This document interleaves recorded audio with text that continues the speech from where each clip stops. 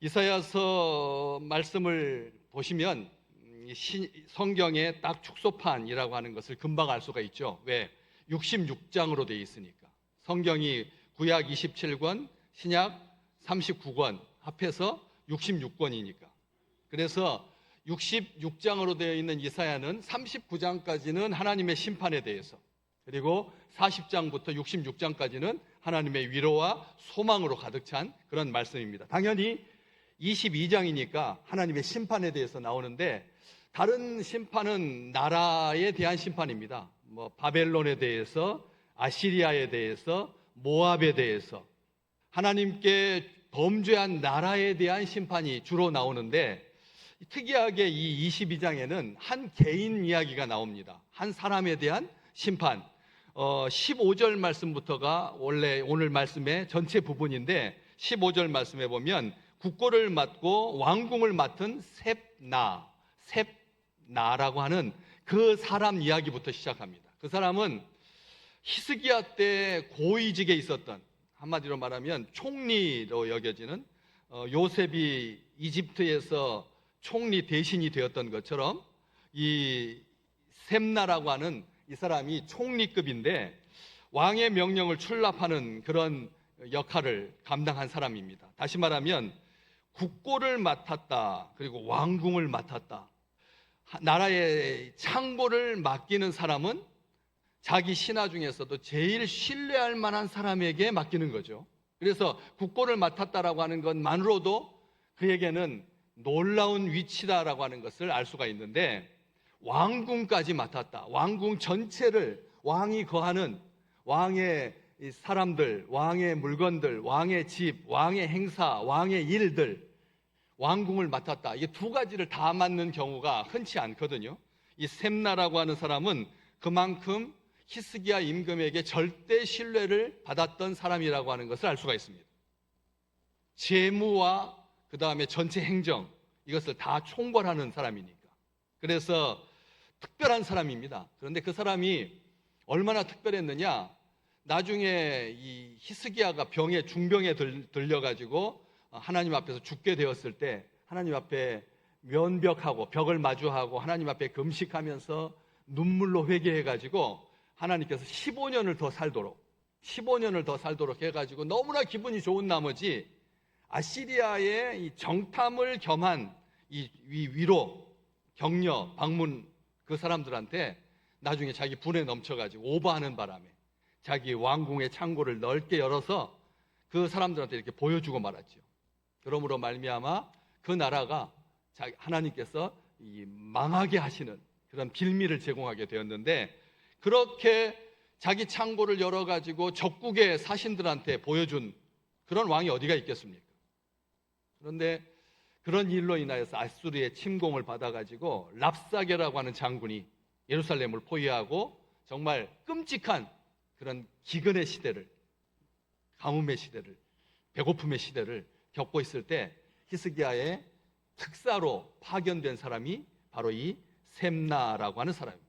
이 셈나는 히스기야의 특사였습니다. 절체절명의 위기에서 나라를 구하는 역할을 맡았던 사람이 바로 이 셈나였죠. 당연히 이 셈나라고 하는 사람은 하나님의 그 놀라우신 그 세우심에, 하나님께서 함께해 주심에 그 은혜에 감격하여서 국가의 안녕을 도모하고 백성들을 하나님의 뜻 가운데서 세워야 할 놀라운 직위를 맡아서 잘 감당해야 될 텐데 그렇지 못했다는 겁니다. 1인지하 만인지상, 한 왕의 자기 위로는 왕밖에 안 계시고 자기 밑으로는 만 백성이 있는 정말 최고의 자리에 올랐는데도 불구하고 자기 권력을 이용해서 부정부패를 일삼고 온갖 분수에 넘치는 일들을 자행합니다. 오늘 잠깐 말씀을 보실 수가 있겠는데 16절 말씀을 보시면, 오늘 본문 말씀을 펴놓으셨으니까 이사야서 22장 16절에 이렇게 말씀하십니다. 네가 여기와 무슨 관계가 있느냐? 여기에 누가 있기에 여기서 너를 위하여 묘시를 팠느냐? 높은 곳에 자기를 위하여 묘시를 팠다. 여러분, 자기 무덤 자리를 미리서 준비하는 것, 이것은 지혜로운 사람이죠. 자기가 누울 곳을 마련한 사람이니까. 그런데 이 셈나라고 하는 총리가 국고를 맡은 자, 왕궁을 맡은 자가 어디에다가 자기 무덤 자리를 봐놨냐면 묘실, 다시 말하면 왕만 묻히는 왕의 묘실이 있는 그곳에다가 자기 무덤 자리를 본 거죠. 게다가 그냥 왕이 역대로 묻혀 있으니까 그 밑에 밑자락에 한쪽 편에다가 안 보이는 쪽에다가 조용하게 무덤을 판 게 아니라 오늘 16절 말씀해 보면 높은 곳에 사람들이 다 보는 곳에 제일 좋은 자리에 자기 무덤 자리를 준비합니다. 왕실을 능멸한 거죠. 왕족이 묻혀야 하는 자리에다가 자기가 그 무덤 자리를 봐둔 것입니다. 또 그것만이었을까요? 16절 후반부에 보면 반석에 자기를 위하여 초소를 쪼아내었도다. 그 당시 이스라엘에서 자기 집을, 자기 사택을, 자기 가정을 반석 위에다가 둘 정도면 이것은 높은 직의 사람입니다. 왜 어떻게 아실 수가 있느냐, 알 수 있습니까? 요셉이 자기가 묻힐 무덤을 바위를 파가지고 무덤 자리를 마련했던 것처럼 바위는 아무나 가질 수 있는 그런 공간이 아니었다는 거죠. 보통 평민들은 해변가에 낮은 곳에 저지대에 그렇게 살 수밖에 없었거든요. 그런데 이 사람은 반석에다가 안반 위에다가 자기 집을 지었습니다. 전에도 언젠가 교회 공사를 하는데, 교회 부속 건물 공사를 하는데 한참 한 5m쯤 파내려갔는데 갑자기 바위가 나타나는 바람에 그 지역은 바위가 없는 지역입니다. 그런데 파고 내려갔더니 바위가 나타나가지고 공사비가 딱 두 배가 더 들어갔던 것을 제가 기억하거든요. 반석이 나온다, 반석에다가 집을 짓는다라고 하는 말은 평민들은 생각도 못하는 그런 일이었습니다. 그런데 셈나는 그 반석 위에다가 자기 집을 짓고 무소불위의 권력을 휘둘러서 기고만장하고 전횡을 일삼았던 거죠. 사람이 높이 올라가면 왜 이런 일을 하게 될까요? 왜 이렇게 교만해지는 걸까요? 하나님 앞에 겸손하게 그렇게 하나님의 마음에 합한 자로 살지 아니하고 자기 집, 자기 죽을 자리 그렇게 준비해서 그렇게 자기 권력을 사사로이 그렇게 이용을 했습니다. 더 나쁜 것은 이 사람이 이집트가 아니라 오직 하나님만 의지해야 삽니다. 열국을 의지해서는 안 됩니다. 주변에 있는 강대국에 의존하면 영원히 그들의 종이 될 수밖에 없습니다. 이사야 선지자가 그렇게 목소리를 높여서 외쳤건만 이 친이집트 계열의 수장이었던 이 셈나는 그 선지자를 조롱합니다. 이사야서 30장 31장에 나와 있습니다. 바로 뒤쪽에 나옵니다. 30장 31장에 그가 영적으로 얼마나 무뎌져 있는지, 정치적 감각은 탁월했을지 모르지만 세상 위에 군림하는 데는 전문가였을지 모르겠지만 하나님 앞에 범죄하고 하나님의 선지자를 조롱했다는 겁니다. 우습게 여겼다는 거죠. 눈에 보이는 게 없었던 겁니다. 이집트가 자기의 뒷배가 되어서 그래서 영원토록 자기의 가문과 자기의 권세를 지켜줄 줄 알았다는 것이죠. 더 나쁜 것은 자기가 섬기는 왕 히스기야, 그 히스기야 임금에게 아수르를 기대지 말고 이집트에게 의존하시면 이집트가 아수르를 물리쳐 줄 겁니다 라고 해서 그렇게 이집트를 의지하도록 유도한, 조종했다라고 하는 거죠. 그래서 멸망의 길로 가게 한 사람이 바로 이 셈나라고 하는 총리였습니다. 하나님은 화가 나셨습니다. 우리 하나님 개인이 자기의 직위를 이용해 가지고 치부하고 권세를 그렇게 부리는 것에 대해서 우리 하나님은 별로 신경 안 쓸 것 같거든요. 왜? 나라를 상대하니까, 우주를 상대하니까 하나님 앞에서 하나님을 만홀히 여기고 선지자를 조롱하는 것에 대해서 그냥 별로 신경 안 쓸 것 같은데 하나님이 얼마나 화를 내셨는지 22장 다시 보시면 17절 말씀에 나 여호와가 너를 단단히 결박하고 장사같이 세게 던지되 18절 반드시 너를 모질게 감싸서 공같이 광막한 곳에 던질 것이라. 하나님이 얼마나 화가 나셨는지 그를 어떻게 하시겠다라고요? 단단히 결박해서 장사같이 세게 대장부 같이 세게 격렬하게 던져버릴 거다. 어디로? 모질게 감싸서 공같이 광막한 곳으로 던져버릴 거다. 그렇게 말씀하셨어요. 여러분, 공을 우리가 알게 된 게 언제쯤일까요? 공. 올해 우리 월드컵 여러분 다 잊으셨죠?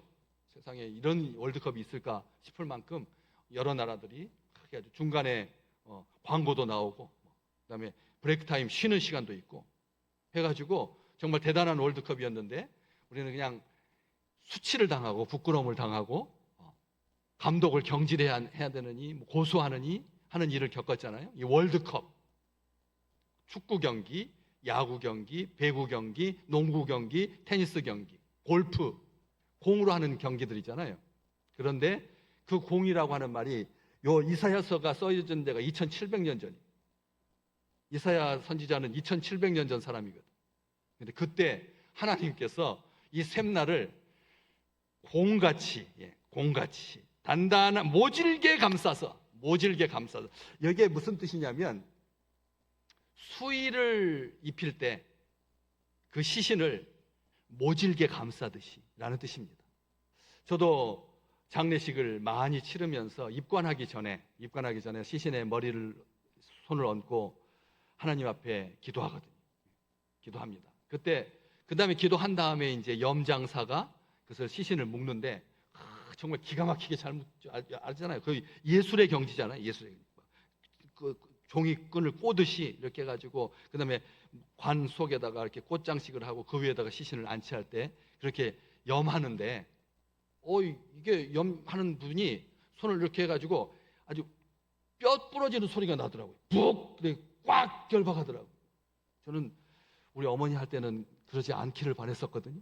어머니 장례할 때도 염하시는 분이 그냥 꽉 하더라고요. 뼈가 부러지는 소리가 날 정도로, 꼼짝달싹 못하게. 왜? 살아날까봐 그러나요? 어쨌든 꽉 묶습니다. 그리고 화장하거든요. 해가지고 그 다음에 발인해서 화장하는데 그렇게 꽉 묶을 필요가 없을 텐데 필요 이상으로 꽉 결박을 하는 것 같더라고요.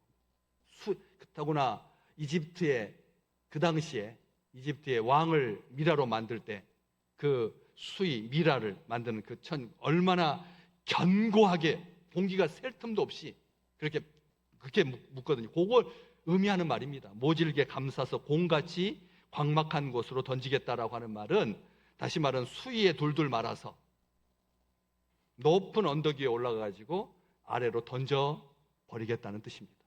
들짐승의 먹이가 되도록 몸을 단단하게 묶여서 살아나올 수도 없게 그렇게 묶어가지고 높은 데서 아래로 던져서 짐승들이 먹게 하겠다.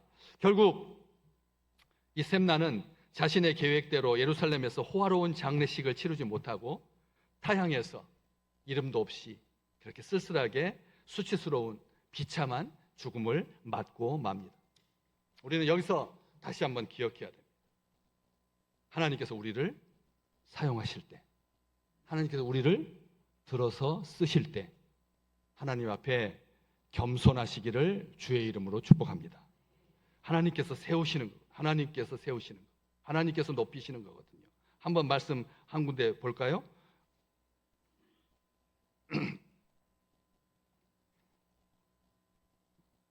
시편 75편 6절에서 7절 말씀입니다. 성가 대장이셨던 아삽이라고 하는 분이 지은 시입니다. 같이 한번 읽어볼까요? 무릇 높이는 일이 동쪽에서나 서쪽에서 말미암지 아니하며 남쪽에서도 말미암지 아니하고 오직 재판장이신 하나님이 이를 낮추시고 저를 높이시느니라. 누가 높이고 낮추신다고요? 근데 하나님 앞에 뭐라고 붙어 있죠? 재판장이신. 말씀 다시 한번 띄워놓으세요. 오직 재판장이신 하나님께서. 누가 높이지 않고요. 동쪽이나 서쪽이나 남쪽. 정말 놀라운 말씀입니다. 북쪽이 빠져 있죠? 북쪽은 우리를 높일 수 있나요? 없는 쪽을 또 사람들은 이제 또 이상한 생각을 하는 거예요. 북쪽으로 가서 높여달라고 하면 괜찮겠다. 그래서 북조선, 러시아, 중국, 동쪽에는 일본이 있고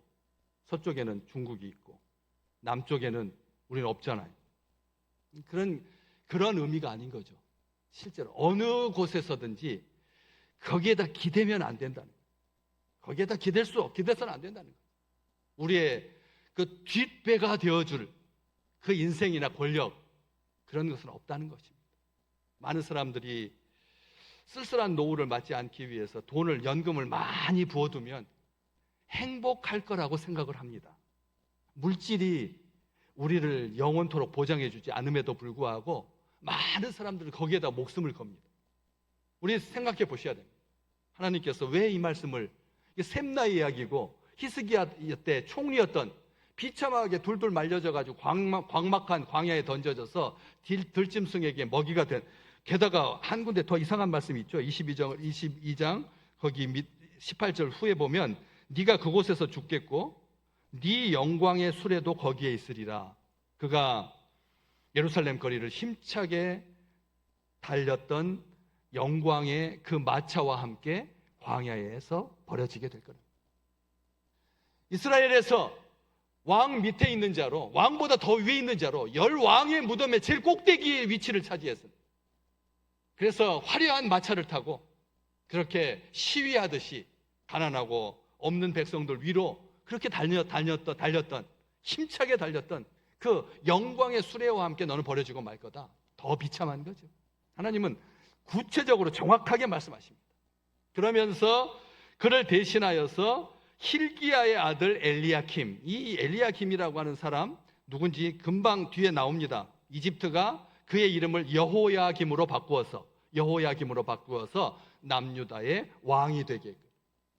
그래서 여호야김 왕입니다. 엘리야김, 힐기야의 아들 엘리야김을 세웁니다. 그에게 셈나가 입었던 옷을 입히고, 오늘 본문 말씀입니다. 오늘 본문 말씀에 그렇게 되어 있죠. 셈나가 입었던 옷을 입히고 그가 찼던 허리띠를 차게 하고 정권을 맡기십니다. 그리고 예루살렘 주민과 유다의 집에 아버지가 되게 합니다. 놀라운 복이죠. 어른이 되게 했다는 겁니다. 온 집안 가문에 정말 귀한 아버지가 되게 하십니다. 그리고 놀라운 약속의 말씀, 우리가 너무나 잘 아는 말씀이죠. 22절 말씀, 하나님의 절대적인 주권과 다스리심. 그가 내가 다윗의 집의 열쇠를 너의 어깨에 둘 건데 네가 열면 닫을 자가 없겠고 닫으면 열 자가 없을 것이다. 여러분, 이 말씀 어디서 많이 보셨던, 그렇죠? 들었던 말씀인 것 같은데 어딜까요? 요한계시록 3장 7절에 나와 있습니다. 한번 같이 잠깐 볼까요? 요한계시록 3장 7절 말씀, 같이 읽겠습니다. 필라델피아 교회의 사제에게 편지하라. 거룩하고 진실하사 다윗의 열쇠를 가지시니 곧 열면 닫을 사람이 없고 닫으면 열 사람이 없는 그가 이르시되. 여기에서 다윗의 열쇠를 가지신 분은 누구십니까? 우리 주 예수 그리스도이십니다. 아멘.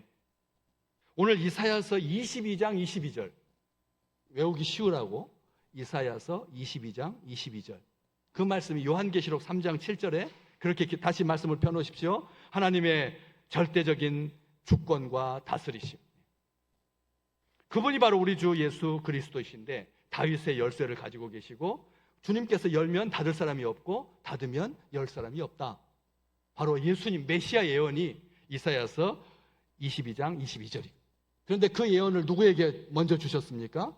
엘리야김이라고 하는 사람에게 하나님께서 허락해 주셨습니다. 다윗의 열쇠를 가지신 우리 주님, 그 예언의 말씀을 한 사람에게, 하나님께서 세우신 사람에게, 하나님께서 부르신 사람에게 약속으로 주신 거죠. 당연히 그의 약속을 받았다면 오늘 본문 말씀 23절에 있는 말씀처럼 못이 단단한 곳에 박힘같이 그를 견고하게 해주시는 하나님의 은혜를 받아서 그가 아버지 집의 영광의 보좌가 되고 24절에 있는 것처럼 그의 아버지 집의 모든 영광이 그 위에 걸리도록 하나님께서 허락해 주셨습니다. 그런데 그의 아버지의 영광의 보좌가 되게 하고 그 아버지 집의 모든 영광이 그 위에 걸리게 하시고, 그 다음에 마지막 절이 굉장히 24절 후반부가 아주 중요한 말씀인데 그 후손과 족속되는 각 작은 그릇 곧 종지로부터 모든 항아리까지 다 그가 감당하게 될 거다. 이게 무슨 뜻이냐면 그가 관대하게도 자기 가문에 속한 자기 백성 모든 사람들을 보살피게 될 것이다라고 하는 약속입니다. 그 무거운 걱정거리를 담당할 것이다라고 하는 말씀이죠. 항아리뿐만 아니라 작은 그릇까지, 다시 말하면 보잘것없는 미천한 인생까지 왕의 보살핌 아래서 안위를 받고 하나님 앞에 그렇게 은혜 받는 아름다운 삶을 살게 될 거라. 그런데 그는 그런 삶을 살지 못합니다. 못한 거죠. 어떻게 됐나요? 오늘 본문 말씀에 25절이 예언의 말씀이면서 경고이거든요. 하나님께서 말씀하십니다. 그날 단단한 곳에 박혔던 못이 사그리니 그 못이 부러져서 떨어짐으로 그 위에 걸린 물건이 부서지리라. 마땅히 하나님께서 그와 함께 계셨고 하나님께서 그를 높이 드셨고 하나님의 복으로 가득 채워주셨다면 자기 백성들을 사랑하고 단단한 벽에 박힌 못처럼 하나님의 영광을 위해서 살아야 할 텐데 그렇지 못했다라고 하나님께서 경고하셨습니다. 한 영혼, 하나님이 세우신 자답게 모든 사람에게, 특히 작은 자에게, 한 영혼에게 겸손하고 친절하게 끝까지 정성으로 사랑으로 대해야 됐지만 그는 그렇지 않았습니다. 언제요? 이집트가 바로 자기를 엘리야김에서 여호야김이라고 하는 이름으로 바꿔준, 이집트가 인정해준 남유다의 임금, 그 직책을 어떻게 사용했느냐면 이집트의 공물을 바치기 위해서 백성에게 중한 세금을 매기고 그 일부를 착복하기 시작했습니다. 참 허망한 거죠. 그렇다는 겁니다. 우리가 기억해야 됩니다. 뿐만 아니라 그가 어떤 짓을 저지르느냐면 아까 셈나가 선지자 이사야를 조롱했던 것처럼 히스기야를 충동질하여서 이집트에 붙도록, 이집트에게 속하도록, 하나님을 버리게, 이집트를 의지하도록 했던 것처럼 이 여호야김은 백성들에게 무거운 세금을 매겼을 뿐만 아니라 그것을 자기 것으로 취하고 선지자 우리야를 살해하고 맙니다. 우리야 선지자를 이 여호야김 왕이 살해한 거죠. 그걸로서 끝났으면 얼마나 좋겠습니까? 그냥 거기서 끝하고 다시 돌아왔으면. 그런데 그렇지 않았습니다. 에레미야가 두루마리에다가 바룩이라고 하는 비서를 통해서 이 에레미야서를 이렇게 써서 두루마리로 보관했었는데 그 두루마리를 훼손하여서 불에 던지는 그런 끔찍한 일을 저지르고 말합니다. 참 놀랍죠. 하나님의 말씀을 버렸다는 겁니다.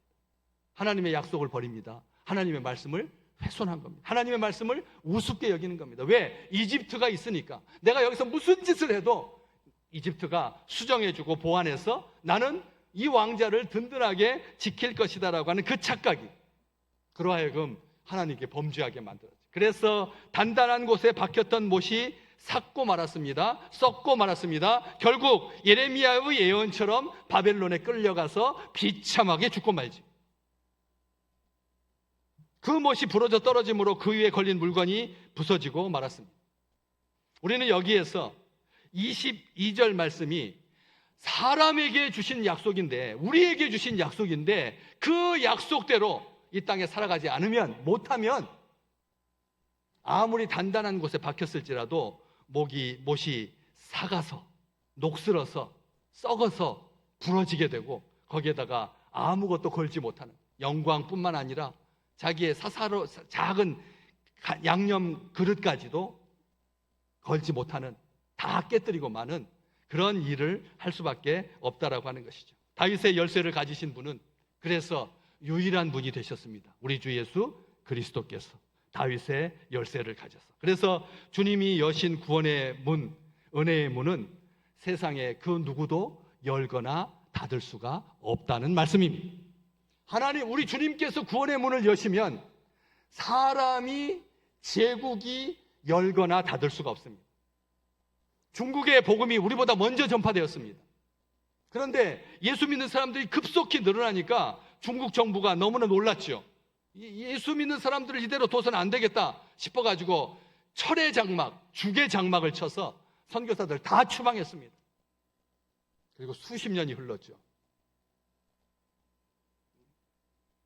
그 수십 년이 흐른 다음에 WTO에 가입하고 그리고 개방 정책을 실시하면서 세상 사람들이 깜짝 놀랐습니다.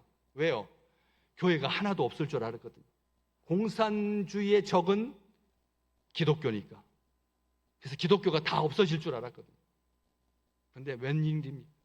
열어봤을 때 온 천지가 다 교회였습니다.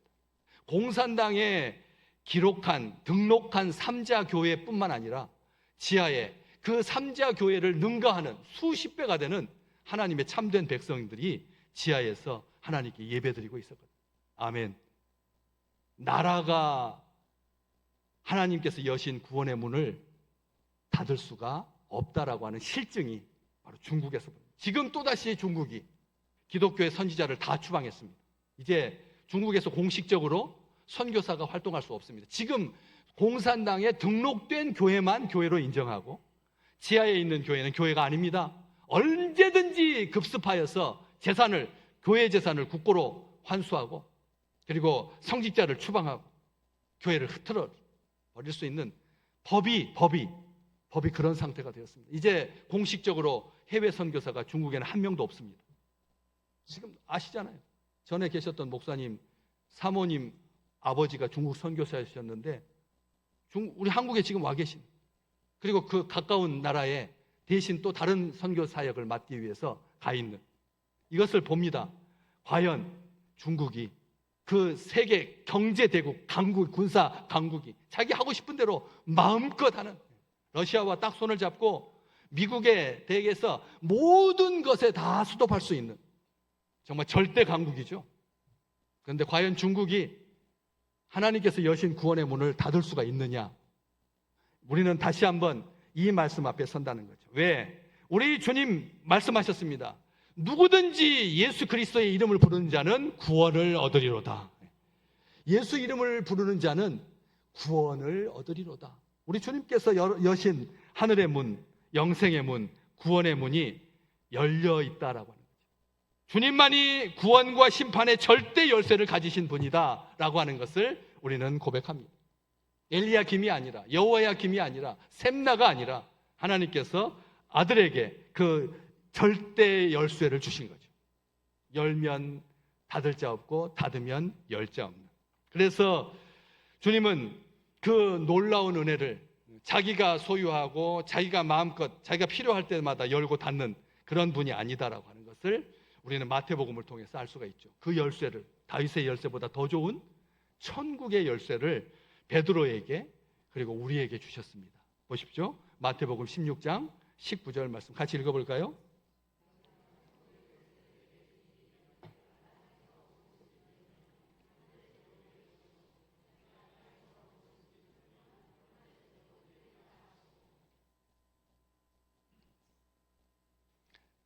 베드로에게 주신 말씀입니다. 베드로가 16장 16절에 보면 주는 그리스도시요 살아계신 하나님의 아들입니다.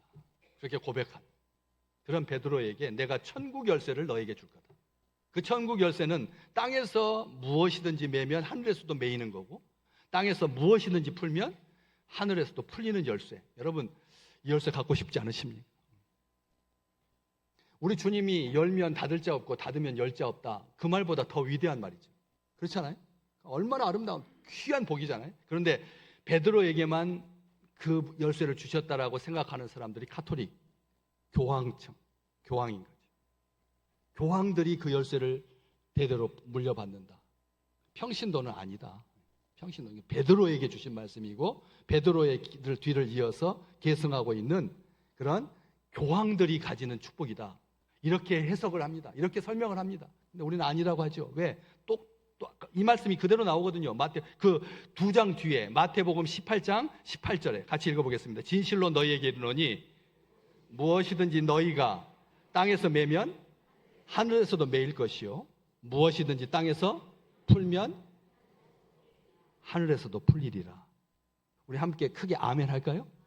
한번 억지로 한번 해보십시오. 아멘 해보십시오.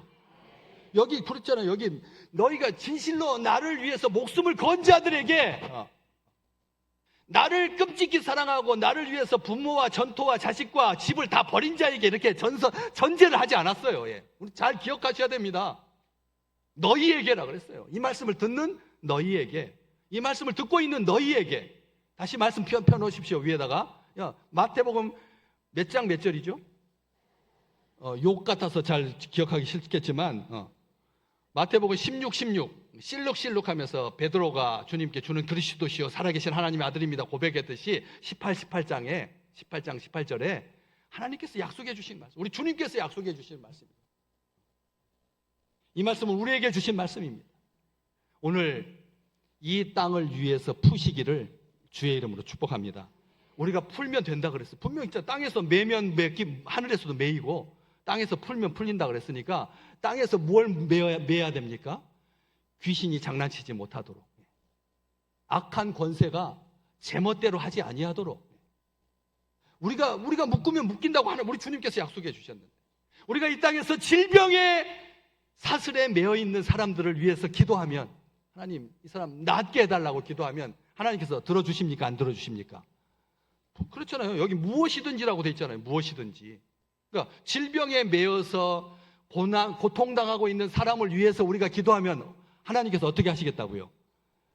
하늘에서도 풀어주시겠다. 땅에서 묶으면 귀신, 악한 권세, 사람들을 비참하게 만드는, 비교하고 저주하고 조롱하고 거친 말하고 그런 어둠의 권세를 우리가 묶을 수 있다라고 성경은 우리 주님께서 하신 약속입니다. 말씀 내리십시오. 몇 장 몇 절이라고요? 마태복음 18장 18절.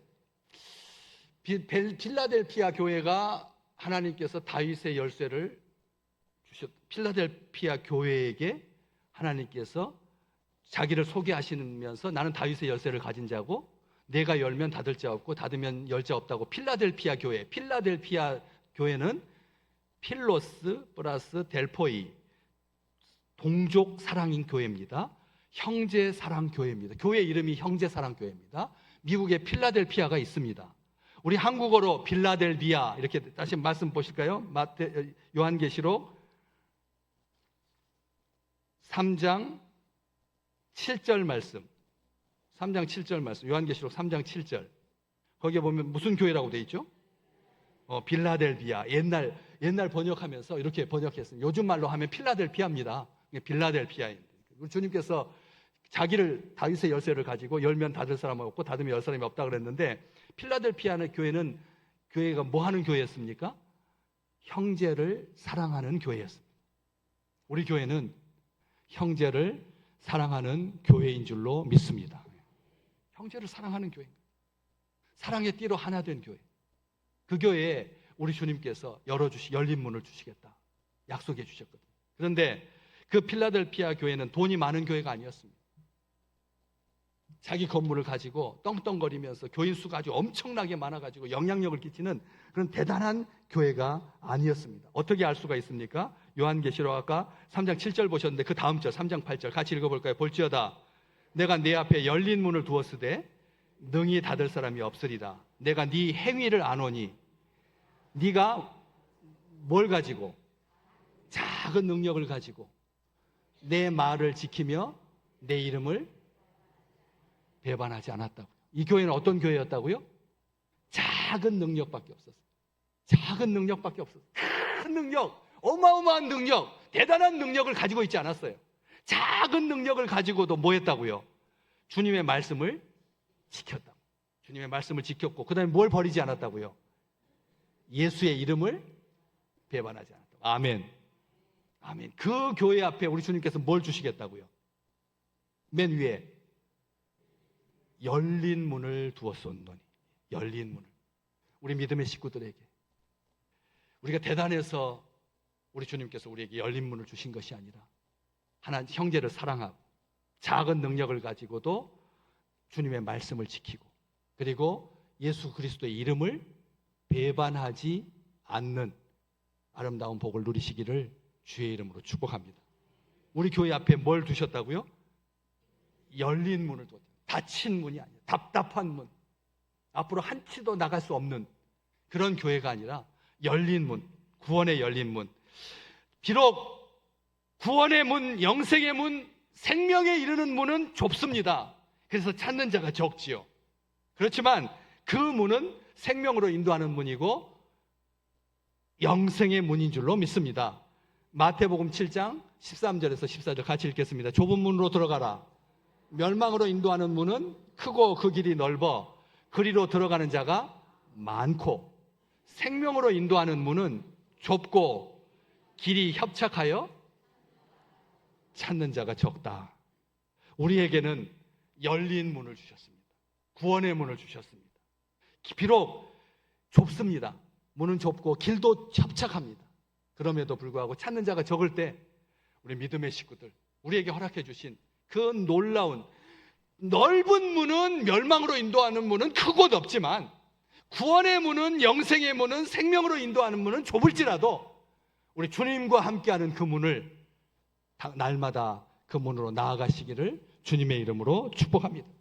그 문은 지금 우리에게 열려 있습니다. 아무도 그 문을 닫을 수 없습니다. 왜? 주께서 여셨기 때문에. 주께서 여셨기 때문에. 그렇지만 우리는 한 가지는 알고 있습니다. 언젠가는 닫히게 될 거라는 것. 노아의 방주가 영원히 열려 있지 않았습니다. 하늘 문이 열리고 땅의 문이 열리고 바다가 넘치고 그랬을 때 그 구원의 문은 어떻게 됐나요? 하나님께서 직접 위에서 닫으셨습니다. 하나님께서 닫으셨습니다. 하나님께서 닫는 때가 온다라고 하는 것입니다. 그 시간이 얼마 남지 않았기 때문에 악한 영이 자기의 시간이 촉박함을 알고 구원의 길, 좁은 길로 가지 못하도록 편한 길로 가라, 넓은 길로 가라, 인생에 자기를 위하여 살아라, 자기를, 나를 위하여, 나를 위하여. 우리 주님께서 말씀하셨거든요. 어리석은 부자가 있었다. 그런데 소출이 풍성해지자 자기 창고를 크게 증축하고, 그리고 거기에 나오는 거기에다가 자기의 곡식을 저장해가지고 평생 거기서 나오는 이자만 가지고도 살 수 있을 것이다라고 생각했을 때 하나님께서 그에게 뭐라고 말씀하시겠느냐?